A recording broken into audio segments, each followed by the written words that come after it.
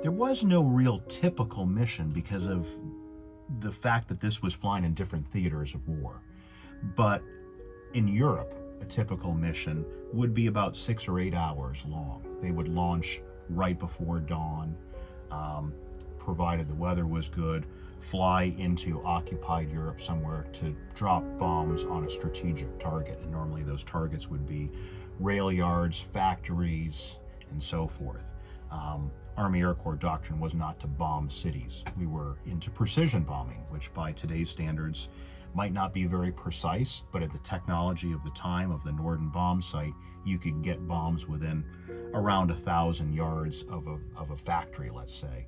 And that's why they had large formations of these aircraft. They were never flying alone.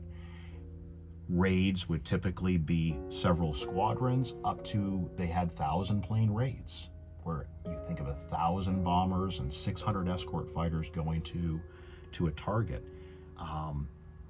And they were very, very dangerous missions to be on. The loss rate with the Army Air Corps was appallingly high. In the beginning, they even thought about stopping the whole daylight bombing campaign, which was our doctrine, and moving to the British method of let's bomb at night or just not even be in the war at all. But fortunately, we got through those days and things got better with the advent of escort fighters that could fly all the way to the targets.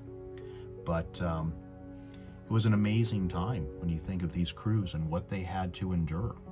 They'd be flying at 25,000 feet. It would be 50 degrees below zero in this cockpit. They have electrically heated suit boxes to try and keep them warm. And you'd be flying in formation with an aircraft that's very, very difficult to fly in the beginning, in these tight formations for those hours at those temperatures. That alone is traumatic enough, let alone when they start shooting at you and there's flak exploding everywhere.